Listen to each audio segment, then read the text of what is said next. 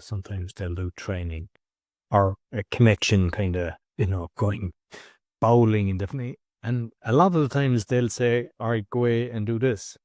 And instead of being involved in it themselves or even going into training, because it's a good way to bond and connect. But I've seen that a lot of the time the manager thinks that, yeah, I put the people there, they'll start connecting and the team will Yeah. grow better. But they don't go, but they don't go themselves. And it's like, what's going on here? So, yeah, I mean, what's your thoughts on that? That they should be kind of Yeah, they involved. need to, they need to get involved appropriately.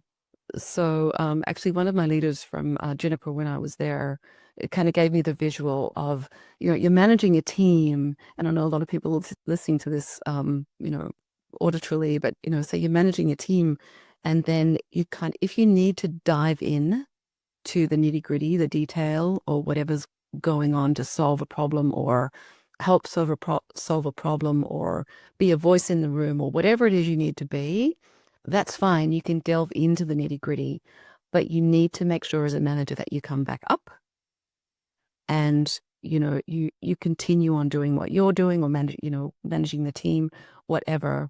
So there is a need to have to be able to dive into the detail when you need to, but also step away from the detail and let your team look after the situation or circumstance. I think, being available is obviously really important as a manager, but not being a micromanager is just one of the worst things that managers can do. And there's so many micromanagers out there, and from my own experience as well. So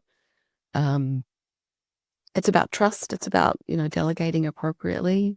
It's about being available, stepping in when you need to, stepping out when you need to, and just letting things get done the way that they need to get done.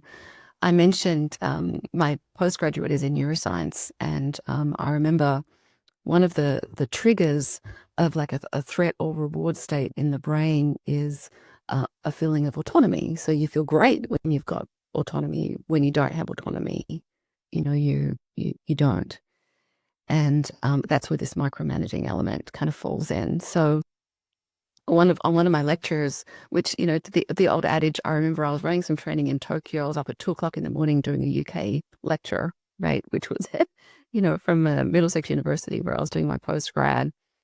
And a gentleman who was also doing the same lecture shared an experience where he went home the previous night to his family after work, and he walked into the front door, saw his son playing on the stairs, and his son was like 4 or 5.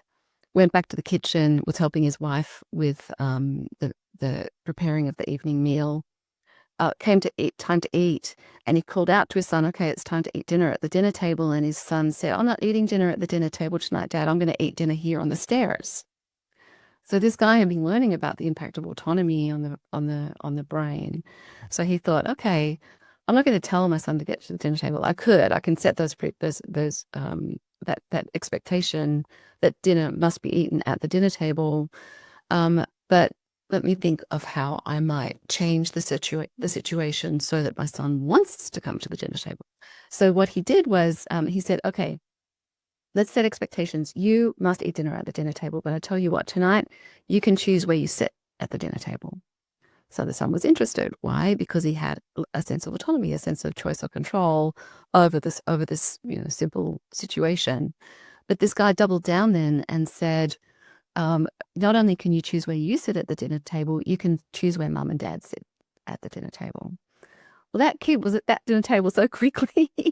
Why? Because he had some control. He had a choice. And I like that example because I think it shows that how things get done sometimes doesn't matter. It's the fact that they need to get done that matters. And how can you create a situation or a circumstance where people want to do it?